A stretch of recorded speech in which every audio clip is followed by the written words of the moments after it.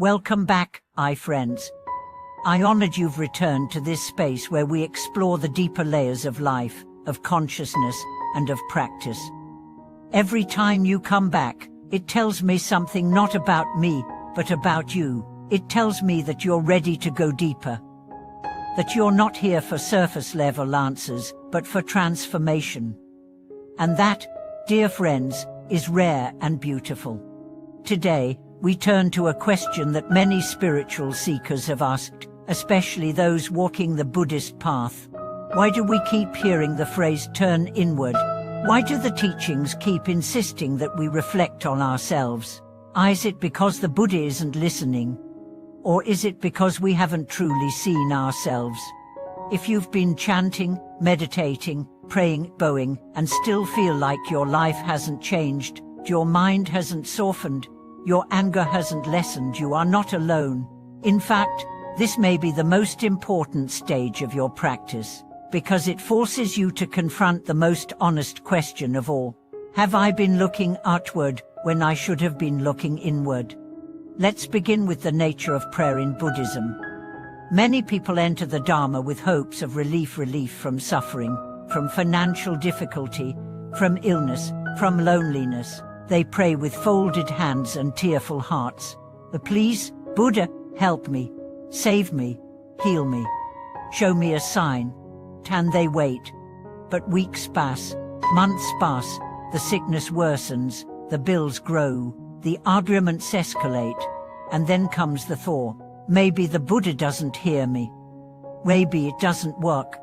That thought, while understandable, is born of a misunderstanding of the Dharma. You see, the Buddha is not a cosmic wish granter. He's not an external deity sitting in a distant paradise distributing favors. The Buddha is a mirror, a lamp, a guide. He shows the way, but does not walk it for you. His light shines constantly, but if your window is closed, the light won't enter. So what does it mean to open that window? It means to stop asking, where is the Buddha? And start asking, where am I? And not geographically, but spiritually, mentally, emotionally.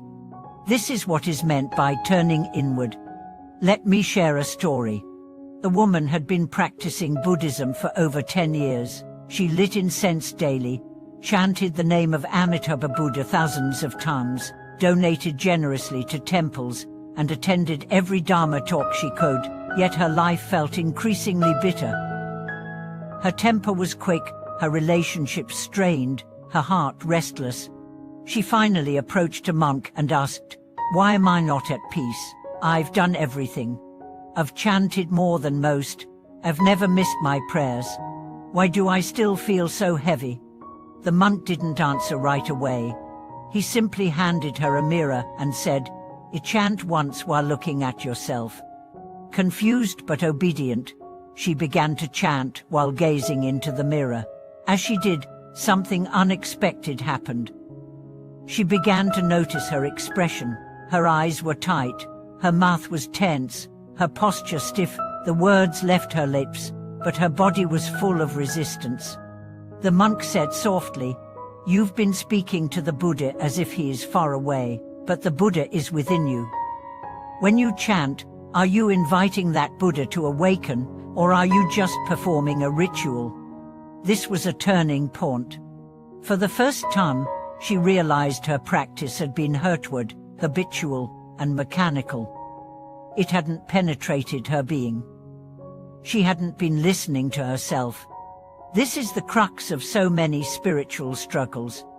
We perform rituals hoping for transformation, but forget that the ritual is not magic. It is a mirror. Its power lies in the heart with which it's done. So how do we begin to look inward? Start with your reactions. When someone criticizes you, what happens? Do you flare with anger? Do you shut down? Do you retaliate silently? That moment is your mirror. The Buddha once said, "Your worst enemy cannot harm you as much as your own unguarded thoughts." This is not poetic hyperbole. It's truth. Your suffering doesn't come from others. It comes from the stories you tell yourself about others. It comes from unmet expectations, from ego injury, from clinging to shoulds. A real practitioner sees every irritation as a teacher, every discomfort as an invitation, every heartbreak as a Dharma gate. This is what makes Buddhism unique. It doesn't ask you to worship, it asks you to awaken. And awakening doesn't happen in temples. It happens in traffic, in arguments, in illness, in silence. Another powerful tool for self-reflection is journaling after practice. Don't just chant and move on. Ask yourself, how did I feel while chanting? What thoughts distracted me? What am I avoiding? This simple act brings unconscious patterns to the surface. You may discover that your chanting is full of desperation, or that your meditation is full of anger, or that your prayers are actually demands. Quote, "This is where real practice begins. Because now, instead of projecting onto the Buddha, you can sit with yourself, with your fear, with your pain, with your longing. And you can begin to ask the deeper question. What am I not seeing?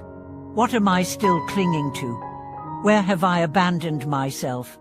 Turning inward doesn't mean turning against yourself. It means turning toward yourself with honesty, patience, and compassion.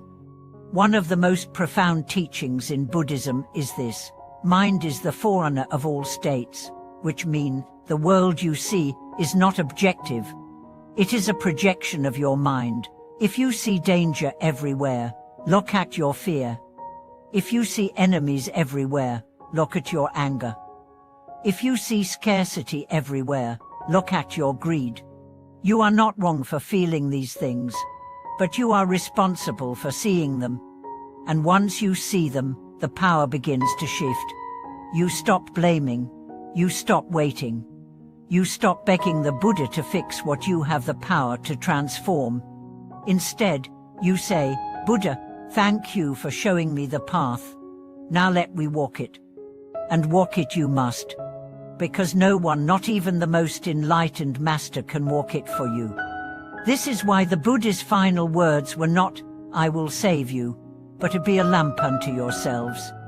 What a radical teaching. What a terrifying freedom. You are the one you've been waiting for. So if you've been practicing but still feel stuck, don't give up. Lot deeper. Don't chant louder, chant clearer.